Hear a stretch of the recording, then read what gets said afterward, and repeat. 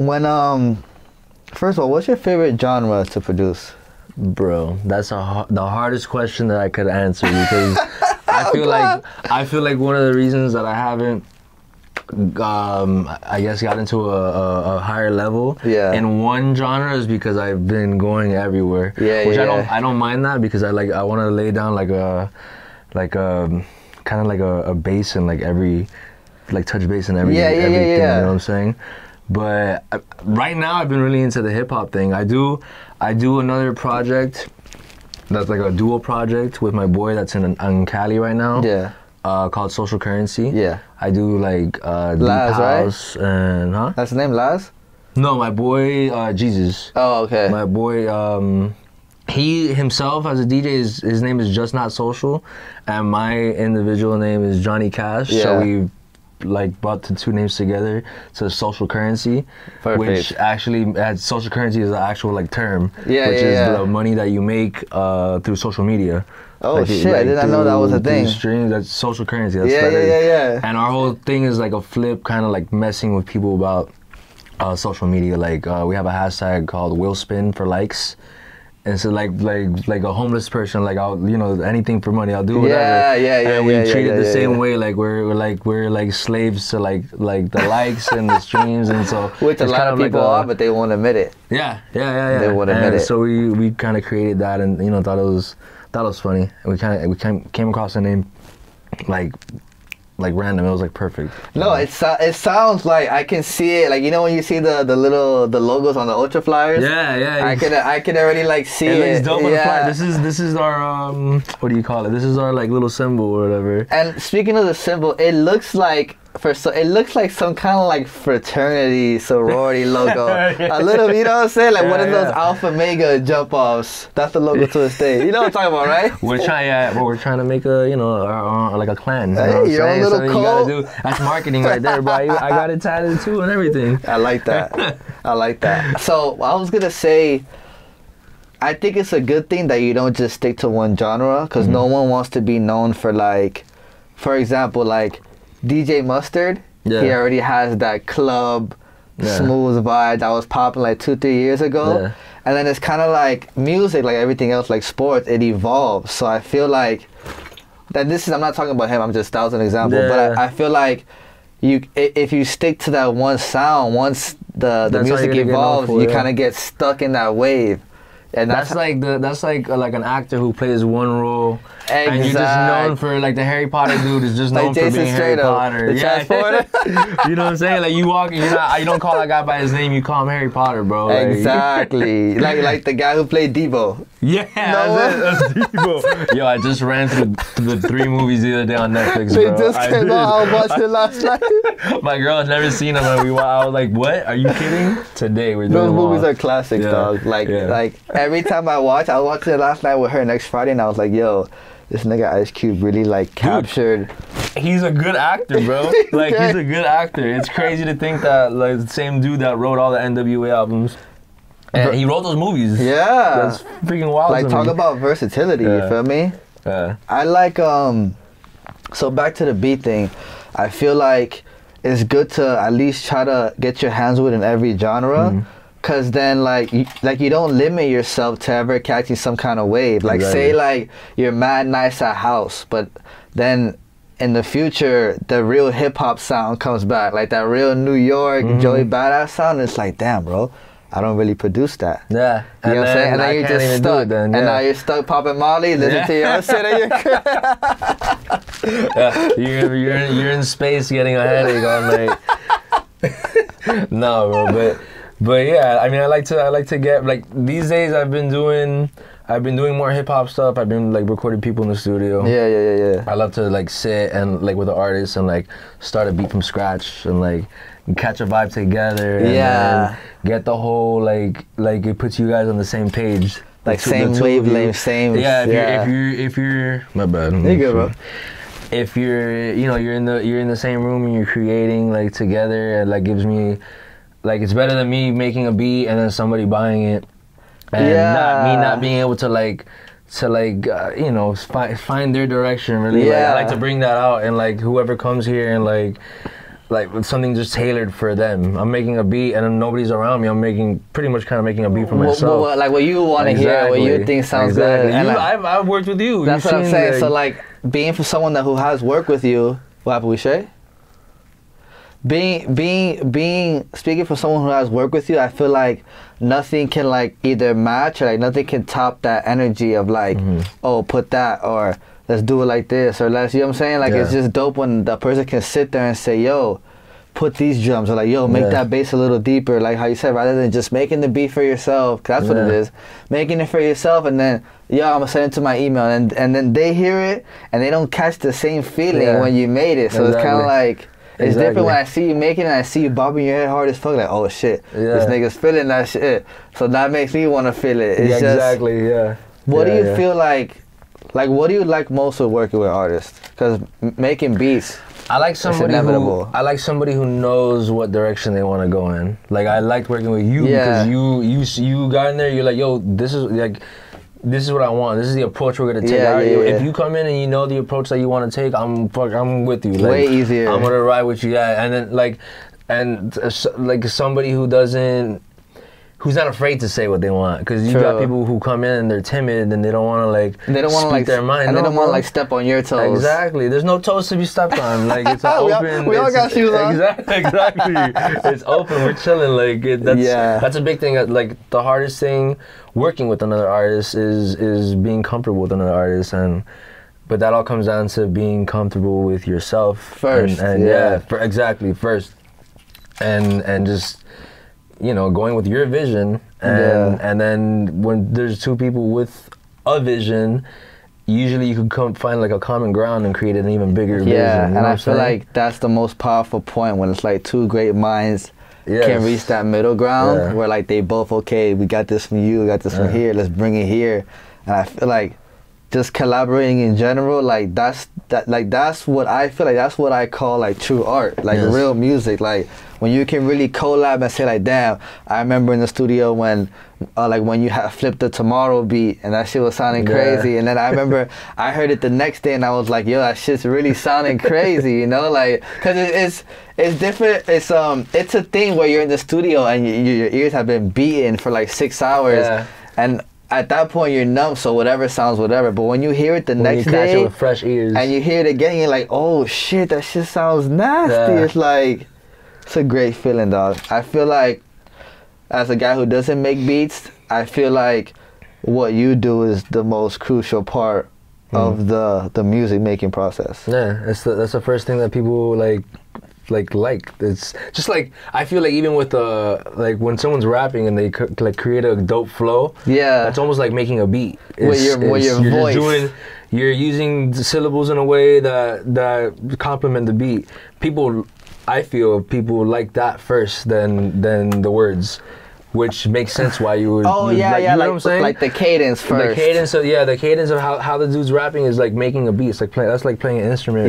Minus what the words even mean. Yeah, I get what you're saying. And so that's like, those are the first things: the beat, the flow, and then the words. Hopefully, nowadays it's a little shaky. A lot of people really just dig the flow of everything now, but then the words will be last. Yeah, which when you think about it, it actually feels like it's backwards a little bit. It's super backwards. Like, if we're making music, I feel like I should vibe to the words first. But it's like, in this day and age, like it's the vibe that the music gives you. Like, you know who does the most work?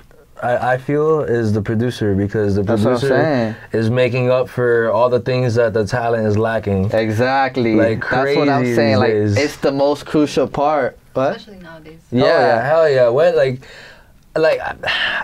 what's funny is I've noticed that, okay, so we live in like a super technology based like, everything time, is right? So the availability of making music and recording music is given to people who would never had it 10 years ago, 15 years ago, where now all you got to do is not even buy a program, because you can crack a program on easily, your laptop. Record. So you got 16-year-old kids, 15-year-old kids putting music up on the internet that doesn't even sound that great, but they got all this energy and they got all this hype behind them, and all these kids who just fall for that and like that.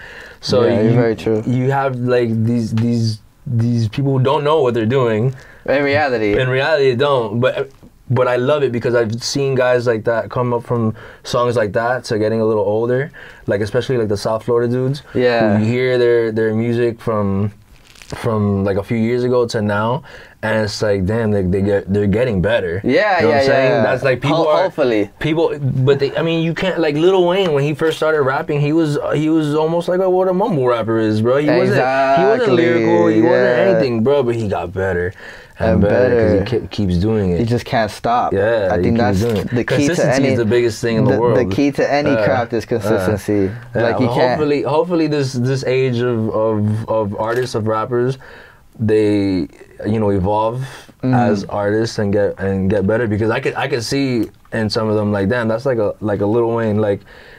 You go from the block is hot to no ceilings. Oh, come on, classic. Like, you go from the block is hot to no ceilings. Yeah, that's just being consistent and continuing and not stopping. I feel like that's the key in it, and I feel like a lot of them fall out because they don't give their craft enough time to develop. Exactly. Like they just feel like, okay, I started rapping. I'm rapping for 2 years. This is my sound. How do you know that? No, you've only been doing it for 2 years. Yeah, and the crazy thing is with the internet now is that they blow up in a few months. So they feel like, oh, this is it. Like this one song got popping. This is my sound. Like no. Keep doing that, and then those same guys, 2 years from now, they end up falling off, mad broke. That's where versatility comes in. Like if you could adapt, then you're gonna be around forever. Forever. Whether I forgot. I hate to take the credit for saying this, and I forget who I saw say it. It was an artist, a rapper. And he was like, yeah, like I'm not coming up super fast overnight like a lot of other people, but that's what it was, right? Yeah. I'm building a foundation, and I'm not gonna jump. The dudes that jump up real quick, you don't got nothing to fall on. Nothing at all. No sign. Like with Tory, he got hits. Probably not like record-breaking global hits, but he has hit songs that'll always keep him getting booked for shows. Oh, he gets played by DJs consistently anywhere you go. Like you're probably gonna hear a Tory Lanez song if you go out to a hip hop club or R&B, whatever. Instead, compared to that one artist who has, let's say, 2 hit songs, but just like not even. You probably won't hear them. Yeah, and the thing about me with a hit song is like, bro, there's a hit song and then there's a timeless hit song. You know what I'm saying? Because let's say like a hit song. Let's just say, for example, is my opinion, a hit song, Fetty Wap, Trap Queen, and then a hit song, Jay-Z, Brush Your Shoulders Off. Which one do you think is timeless? Yeah, you get what I'm saying? So it's like, a hit song is a hit song, because trust me, and don't get it twisted, y'all, like, a record label has enough money to make you feel like it's a hit song. Yeah. Just because it's on the radio doesn't make it a hit song. A hit song could put you in debt. Exactly. As an artist. A hit song can put you in debt, like, damn it blew up. Fuck.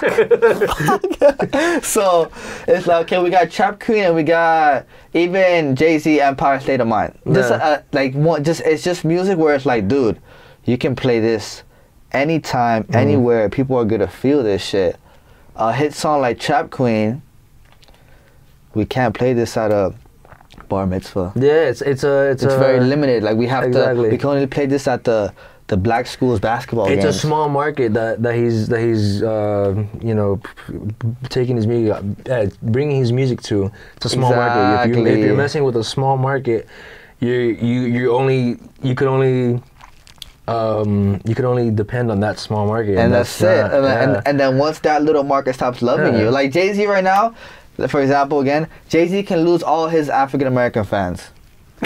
He has more white fans than he has African American fans. Ever since he did the fucking remix with Linkin Park, right? There you go. Yeah, that was it. He was like, I got these crackers now. Here we go. Hey, what's it called? Mike Shinoda and the other dude from Linkin Park. Rest in peace. What was his name? Yes, I don't know his name, but he had committed suicide. The dude. It's cool. We'll look it up later.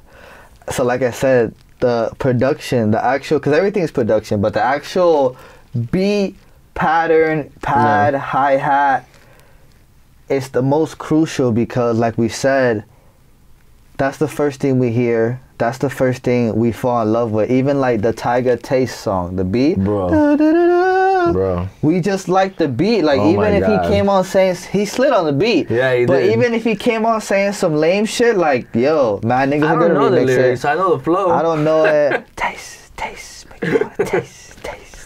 Like, we don't really know. Like, we don't really care about what he's saying. Like, if you have a hard beat, as long as you're sliding on it, no one gives a fuck what you're really saying. And something I learned too is, like, all the big hit songs, the beats are kind of simple. Like, in a way, like, it's like the flow gives it the finishing touch, like the lyrics. You know what I'm saying? Yeah. Cause I get what you're saying. Cause like a lot of beats. Cause even with me, if I want to remix a song and I just look up the instrumental, it's like, damn, that's all that. That's all that was. Cause bro, I mean, think about that new Sheck West song.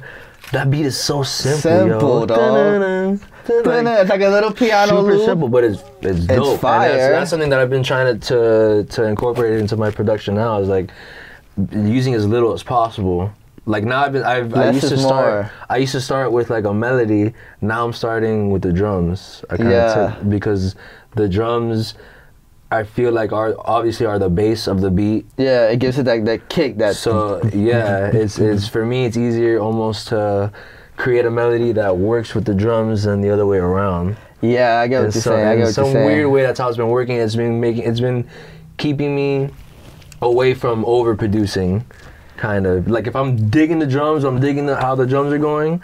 Like you could almost make a whole song off of drums. I've produced a song for people who are just drums. And it's been dope. I like that you said that because I feel like it's better to, and for lack of better words, it's better to underproduce than overproduce. Yes. I'd rather have less in a beat and let me fill in as an artist than the beat just having too much. And it's like, as an artist, you feel overwhelmed. Yeah. You know what I'm saying? Because if I hear a beat where it's just drum kick, a little bass, and a hi-hat, I feel like vocally I have so much more room. So that's intimidating.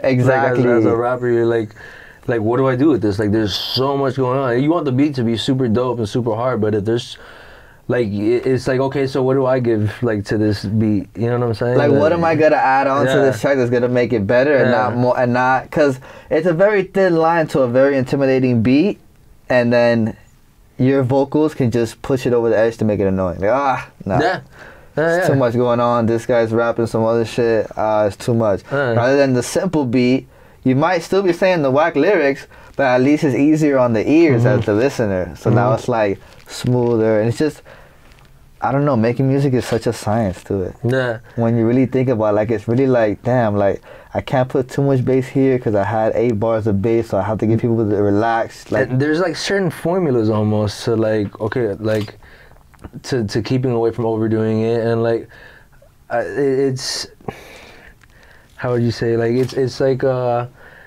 said, a formula, but like I get what you're saying. Like, so what's your like formula? Not your Krabby Patty formula. I mean, I don't know. A lot of the things I've been doing now have been like intro, like a dope intro, and then like, which is very key. The intro is key. God, are you kidding? Yeah, that's you. That has a listener like, like you want to hear it drop. Like, yeah, and then you suspend, like all suspense to the drop. Yeah. Comes and once you have a fire drop, it's over. That's it. Yeah, that's big. Like, I've gotten that a lot because of the EDM stuff. Yeah, that's what it's all about. It's making the anticipation. And you're a master at that. The build up. You're like 3 remixes in a day and shit. Master at the drop. That's where it's at. So what do you, as of recent, like, what's been your formula? Like, you know what I'm saying? Like the intro is important to you. Well, like I said, I've been starting with drums, and I mean, and keeping it simple. I watch a lot of this dude Illmind, who's a producer, a big producer. He's done a lot. He produced on Drake's Scorpion and all that stuff, and with Murder Beats and all that. Big credits. And yeah. And I watch a lot of his stuff, and he's like the Gary Vee of like producers right now. Like, he has, like, you know how Gary Vee gives all the tips and all the motivational stuff. Yeah. He does the same thing, and it's just right now it's just focusing on simplicity. simplicity, giving the artist room, and just not like you get when you make a beat, like if you make one like 4-bar loop or 8-bar loop, and you love that. Like, you know that it keeps repeating and it doesn't sound bad to you. You can be there for 2 minutes and there's no variation to the beat, nothing. It's just that same loop. You want to keep that. You want to like make the song mostly about what that sound is there. Yeah, like that's the concentrated part of the beat. And then you add some variations and you cut some things out, put some things in, but there's no need to add. More to I feel like what you just said. I feel like once you find that loop, that perfect hi-hat to bass to kick, little like 4 or 8, whatever it is, or even a fucking 2-bar, you know what I'm saying? Whatever it is, like once you find that, it's like, I can imagine it's almost like relieving for a producer, like, this is what we're gonna ride with. We're riding with this. And usually what I'll do is I'll find that, and I'll split all the instruments into different channels. Yeah. And then I'll work with that. I'll just lay it. I'll literally copy and paste that for a couple minutes, and take stuff out in some places. Yeah. Leave stuff in. If I think that maybe in the chorus part there should be like a different instrument, that I can I hear get what you're saying. If I do have to add something, I could see that it's a visual thing. Yeah, you can see it like the waveforms and how everything's spread apart and stuff like that. I get what you're saying. That's something that I get from DJing. DJing, I'm looking at waveforms the whole time. Very true. And there's a dead space there, and I know that it's gonna drop when this space is nice and full. And there's a big waveform. Yeah. That's almost like composing, like making a song. Like I know it's like 2 instruments. Those 2 songs are 2 instruments. Very true. So you put them together. If those 2 instruments sound good together, and try to make like a real symphony. Yeah. I get what you're saying. It's the same thing. What are your you have any like pet peeves when it comes to producing, or just working with people? Just people who are like they don't let me know if they're liking something, or they don't let me know, like just somebody like yes man, like yes man ass niggas. Yeah. It's like, no, bro, like I can't be doing something fire. I'm not dope all the time. Yeah. Like, there's no way.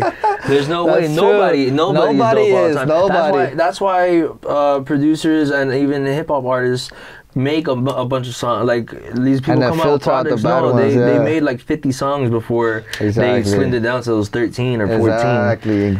So those guys aren't always dope. Like every Drake verse isn't always super dope. He just lets out the good ones. All his fire verses, he probably takes little shit from other verses that he had and just takes the best lines of all of those. Exactly. And brings it into one verse. I mean, you see that in I've noticed that in like and like people's like they'll do a dope freestyle on a show, radio show, and they'll use that in the song, or they even just had that verse written down for a while already, and they just know when to utilize it. They saw how everybody reacted to it, so like, oh, I could put this out on a real track. Exactly. Even with that being said, like for an example, like every movie DVD comes with a deleted scenes area. Yeah. Somebody's gonna enjoy that. Yeah, you get what I'm saying? Like even movies, like what you see in a movie, they didn't just shoot exactly that. Like they didn't just shoot like, okay, walk, boom, I'm gonna chop that scene so we, like, no, they shoot it all out, okay, and then the guy goes back and edits it where shit's placement, so it's like, it's the same thing we said, like you said, okay, I'm gonna record a verse at a radio show, or whatever I do, whatever freestyle, whatever it is, and it's like, damn, I can't, and then you go back to one day sitting in the studio, you make a fiery beat, it's like, damn, those 4 bars that I dropped, that little punchline that I had, that shit might sound hard on this nigga's beat. And then if you know how to, and if you're a true artist, you can, my dad always taught me that you could put any verse on any beat. You know what I'm saying? You just kind of either rap slower, speed it up, or just change up the cadence. But that's the traits of a true artist, and I feel like that's dope. I can agree with the pet peeve, because it's like, even if, whatever I'm doing, like if it's something like, if you don't really like what I'm doing, like just don't be like, yeah, that's cool, just to get it over with, or just so like later you feel some type of way about it, because then at that point it's your fault. Yeah. Because you didn't speak up, or you didn't say how you really felt, so now you're kind of putting up like this smoky mirror, or this illusion of like that you really fuck with it, but it's like, now we're just wasting time in the studio. You're setting the 2 of us up for failure. And like it's stupid, because if one, if we're both working together, you're letting me do something that you think is like, nah, not that great, but he thinks it's dope, so maybe it is dope, and I'm not. But like, I wouldn't think twice about what I'm doing if you don't say something. Like, the biggest thing is like, the biggest way to get better as an artist almost is, one, consistency, but two, having honest peers around you. Yeah. You know, and putting yourself out there and letting people with unbiased opinions who don't know you, you know, say and something about your work. And being open to like constructive criticism. But it starts with the people you're in the studio working with. Yeah. You know, point blank. There's no other. That's it. And that's other way around it. That's also like making sure that you surround yourself with the right people. That's on YouTube, but you know, that's I guess that's I could be selective and tell you that I don't work with people like that, because I won't like work with somebody. Because then it kind of like you don't even want to put yourself in a position to waste your time. Man. You know what I'm saying? It's like, I can't. Even when it comes to me, like, first of all, I wouldn't want to interview somebody that's camera shy. Or like that you don't like speaking in front of people. I'm not. Yeah. Why would I set myself up to just be asking you questions and you're on some like... And know it's to be whack. Because now I look bad just for sitting next to you, and I can't sit here and be like, yo, bro, you gotta sit up, bro. Like, you gotta like, come on, like, you know what I'm saying? Like, I can't just do that, because then I look even extra lame, and you look even lamer for me having to help you. Exactly. So it's just a revolving So it's like we just like, you can't waste your time on people who don't really want it. Someone who really wants it, they're gonna tell you, yo, Johnny, I like the drums, lose the hi-hats, keep that, do's that. Oh, you like that? I don't really like it, but let's see where we can meet in the middle. I'd rather almost be pissed off at the person for like giving me so much direction. Like, at least you're giving me direction. You know what I'm saying? Like, I'm doing this work for you, because at the end of the day, if it's not a song that I'm rapping on and it's not a beat for me, I'm working for you. You know what I'm saying? Yeah. So give me that direction. I want to do right by you. Yeah. You know, this is something that's it's like, it's wanted to be for you, and you're gonna portray that to other people about you. At the end of the day, it's gonna be on you. But I also want, like, I want to capture that, the artist's like vision, you know, what they want. Because it's like you're investing your time into me, aka probably paying me or whatever it is. But you're investing your time into me.